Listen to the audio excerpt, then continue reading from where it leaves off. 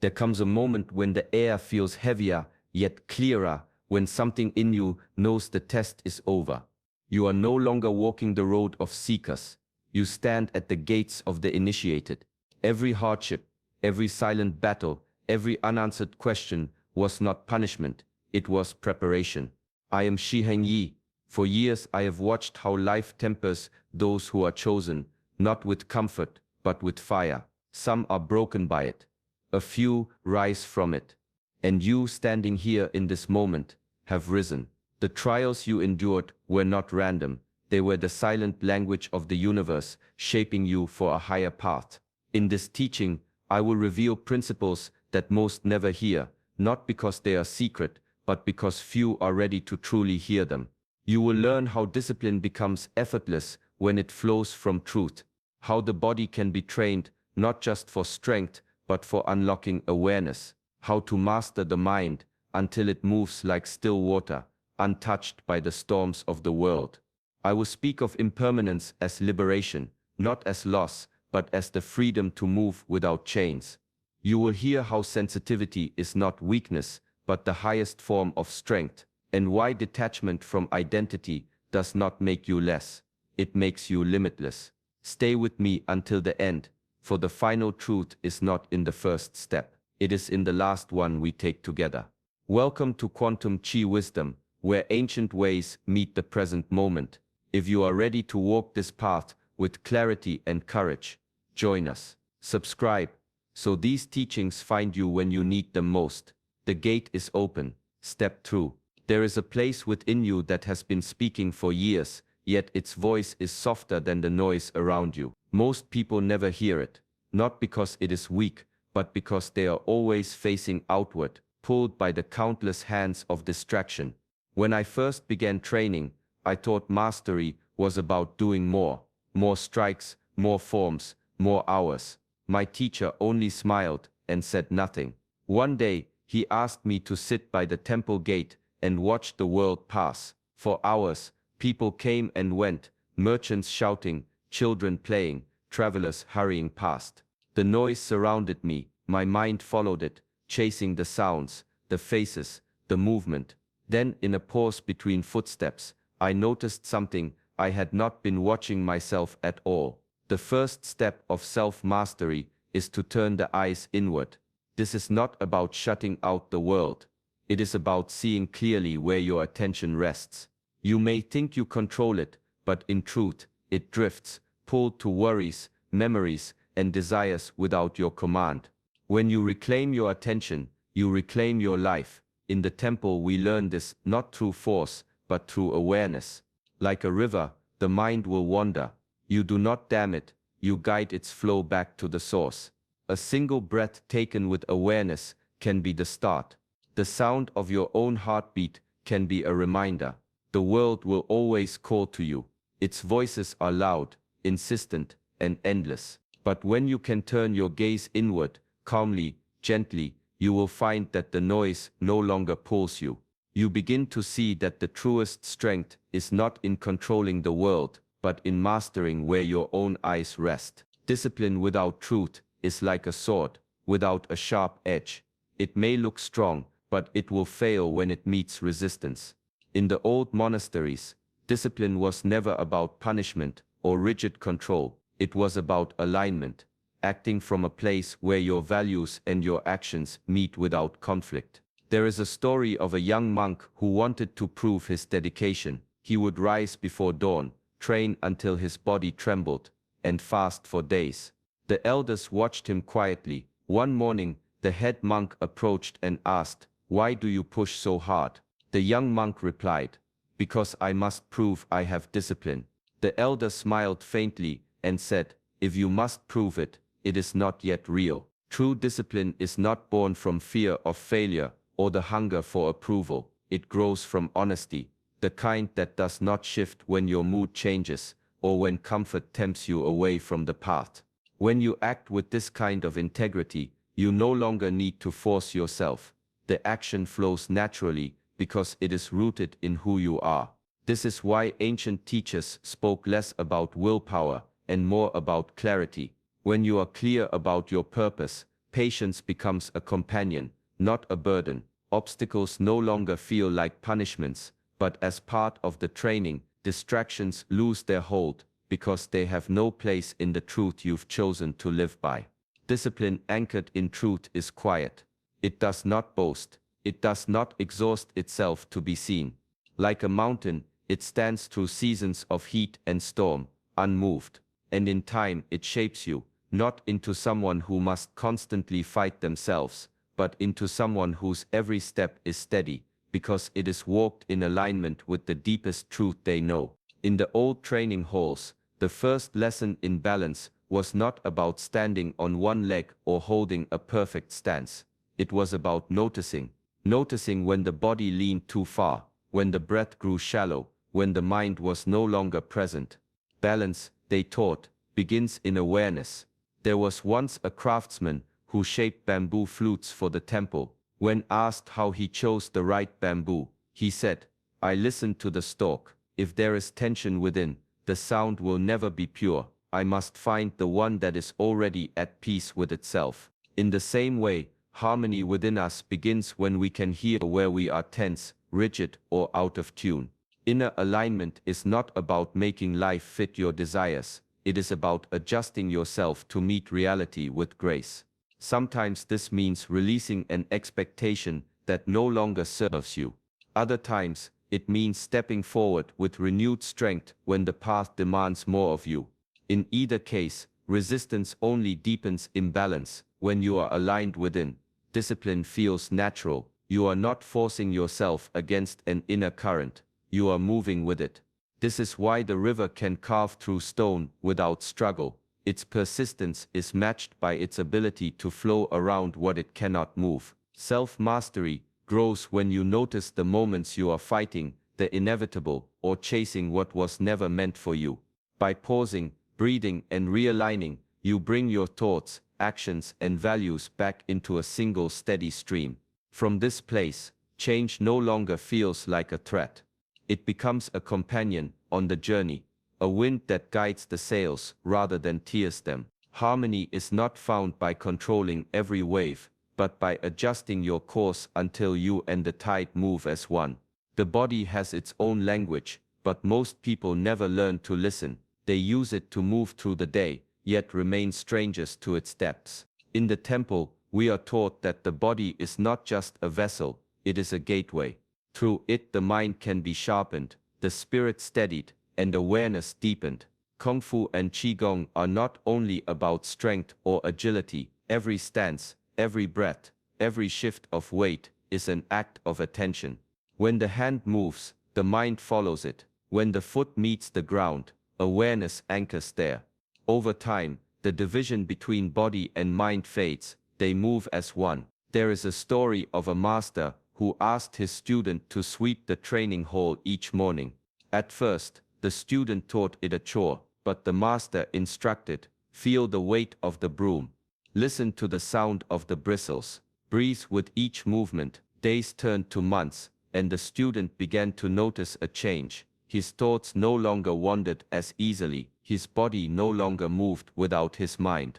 The simple act of sweeping had become a training in presence. When you engage the body with mindful awareness, every action becomes a meditation. Whether striking in Kung Fu or holding a posture in Qigong, you learn to meet the moment fully, without rushing ahead or lagging behind. This training grounds the mind, teaches patience, and forges discipline without force. Through the gateway of the body, you discover that mastery is not something far away. It lives in the rhythm of your breath, the precision of your step, the stillness between movements. And when body and mind stand in this unity, even the smallest action carries the weight of the whole self. The mind is like a clear pool. Its surface reflects the world with perfect clarity, but only when it is still. Most of the time, the water is stirred by restless thoughts, pulled by desires, or clouded by old fears. Mindfulness is the art of keeping that water undisturbed, so that what is true can be seen. In the old teachings, right mindfulness is not simply paying attention, it is a disciplined awareness, awake to each moment without being pulled into craving or delusion. It is the quiet vigilance of a guardian at the gate, allowing in only what serves peace and letting pass what would disturb it. There is a tale of a monk who was told to carry a full bowl of water across a busy market. The instruction was simple: do not spill a drop. As he walked, noise and commotion surrounded him, merchants calling out, animals rushing past, children laughing and shouting. Yet his eyes stayed soft, his steps steady, his mind anchored only on the water before him. When he reached the temple without losing a drop, the master said, "This is the mind on the path, aware of the world, yet unmoved by it." Mindfulness trains you to see thoughts without becoming them, to feel emotions without being swept away. Each breath becomes an anchor, each moment a point of clarity. Over time, the storms that once shook you lose their power. This is not the absence of thought, but the mastery of thought.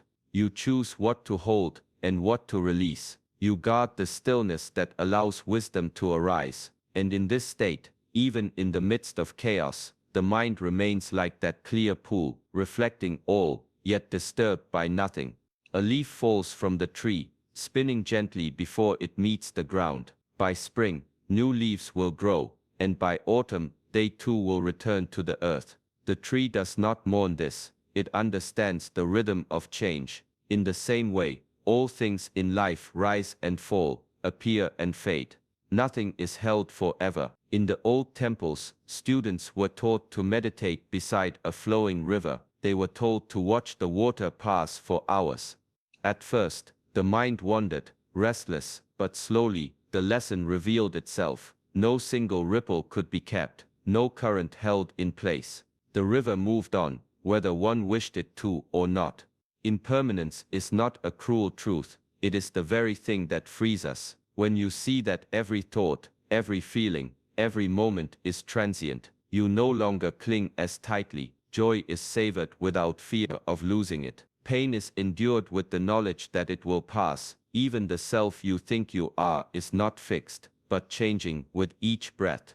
This understanding dissolves the chains of attachment. You begin to act, not from desperation to hold on to what you have, but from a place of quiet appreciation for what is here now. To resist change is to exhaust yourself against the tide. To flow with it is to discover a deeper strength, the ability to remain steady, even as the world shifts around you. This is why the wise do not grasp too tightly at what comes, nor push too hard against what goes. They walk in step with the seasons of life, knowing that in every ending there is the seed of a beginning, and in every loss, the space for something new to take root. A farmer once tended a small patch of land on the edge of the mountains. The soil was rocky, the rains unpredictable, and yet each year he produced a modest but nourishing harvest. When travelers asked how he managed, he would smile and say, "I do not wait for the sky to be kind, I work with what is in my hands." Happiness works the same way. Many wait for life to hand them perfect conditions before they allow themselves to feel content. They chase approval, recognition, or certain outcomes, believing joy will arrive when the world finally says, "You are enough." But the truth is quieter, and far more empowering. Happiness is grown, not granted. In the old teachings, the responsibility for one's inner state rests entirely within. This is not a burden, it is freedom. If your peace depends on others, it will be taken the moment they withdraw. If it depends on circumstances, it will crumble when they change. But if it is rooted in your own choices, your own perspective, it remains untouched. Inner resilience is the soil where this kind of happiness grows. It is built through discipline, keeping promises to yourself, meeting challenges without complaint, and finding meaning in small acts. Gratitude waters it, reminding you that abundance is not always more, but often seeing enough in what already is. When joy comes from within, it is steady. It does not rise and fall with the moods of the world. It moves quietly through your days, turning even ordinary moments into something whole. Like the farmer with his rocky soil, you learn that the harvest of the heart depends less on the kindness of the skies, and more on the care you give to the ground beneath your feet. A seasoned warrior once walked into a forest with his apprentice. The path was clear, but after only a few steps, the warrior stopped. "Do you hear it?" he asked. The apprentice listened. There was only the faint rustle of leaves. "The wind has shifted," the warrior said. "Rain will come before we return." Hours later, the sky darkened, and the rain fell. The apprentice realized his master's strength was not only in his sword, but in his ability to sense what others overlooked. True strength is often misunderstood as hardness, as the ability to endure without bending. But in the older ways, strength was measured by awareness, by the ability to feel the subtle changes in yourself and in the world, and respond with clarity. This is the heart of sensitivity. Sensitivity is not weakness. It is the sharpened edge of perception, the quiet skill of detecting when something aligns with truth or drifts toward falsehood. It is what allows you to step away from paths that would harm you, and to lean into those that nourish you. Such awareness demands discipline. It requires listening, really listening, to your own body, your breath, your instincts. It asks you to notice the tightening in your chest when a choice feels wrong, the calm that comes when something is right. Over time, you learn to trust these signals, even when logic or the voices of others try to lead you elsewhere. In this way, sensitivity becomes a safeguard for authenticity. It keeps you from wearing masks too long, from staying in places where your spirit withers, and it gives you the quiet confidence to move toward what is true, even if it is the more difficult road. Strength, after all, is not always the roar. It is often the stillness that hears the rain before it falls. In the mountains, there was an elder known for his wisdom. People traveled far to seek his counsel, expecting grand teachings. Often, he would simply walk with them to the village well, draw water, and offer it to a stranger first. When asked why, he said, "The hand that serves is the one that learns." Compassion, in its truest form, is not an act of superiority. It does not say, "I help because I am greater than you." It says, "I help because I am you." This understanding grows from humility, the quiet recognition that we are threads in the same fabric, each dependent on the other. In the path of self-mastery, kindness is not weakness, and humility is not submission. Together they form a discipline of the heart.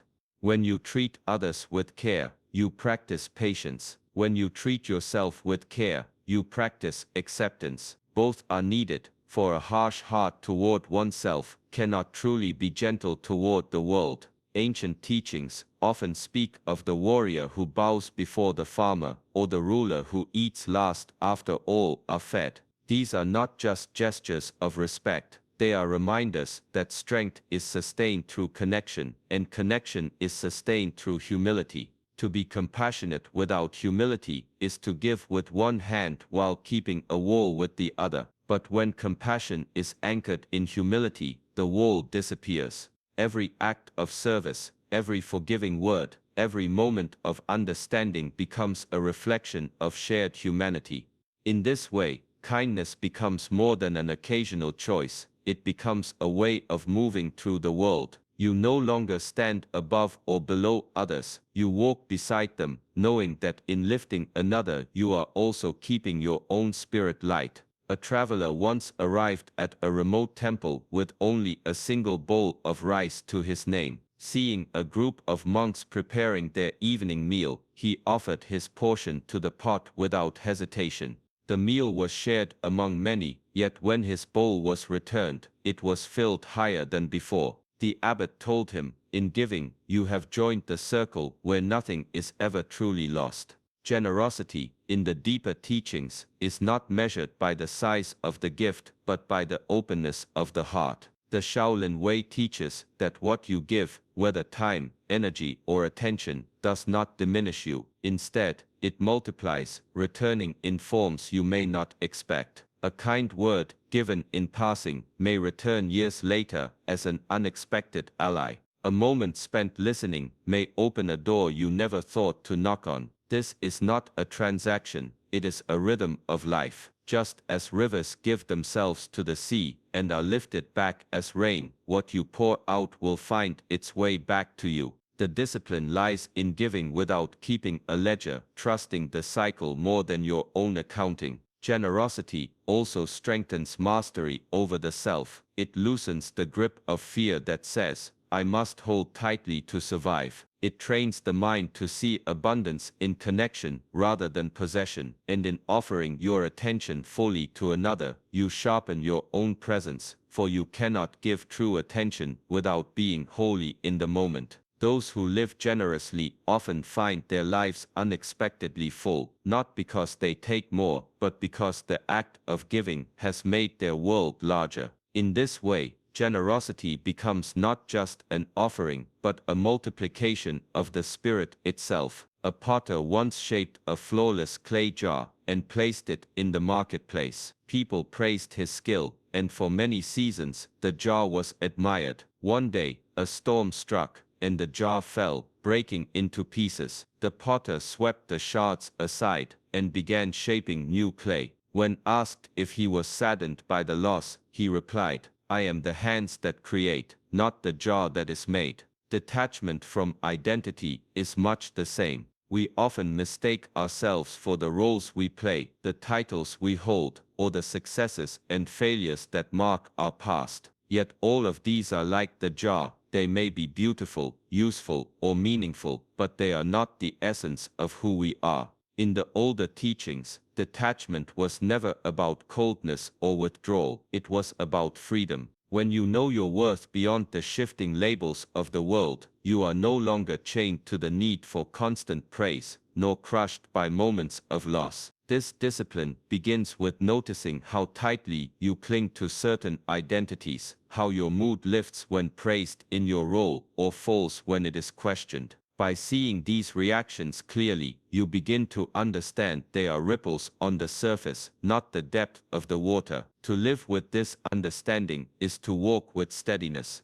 You can pour yourself into a task without fear of what will be said when it ends. You can accept change without feeling erased, and you can move from one chapter of life to the next without losing the thread of who you are. Detachment does not strip life of meaning, it reveals the deeper one, that your truest self is not the jar, but the hands that shape it, again and again. Every moment from this day forward is a chance to live what you have learned, not as a distant ideal, but as a daily practice. Turn your attention inward when the world grows loud. Move with the quiet discipline that comes from truth. Let your body, mind, and spirit flow in harmony so that even the smallest action carries the weight of your deepest self. Happiness will not be something you wait for, it will be something you grow. Compassion will not be a rare gesture, it will be the way you walk. And resilience will not be forced, it will rise naturally from the clarity within you.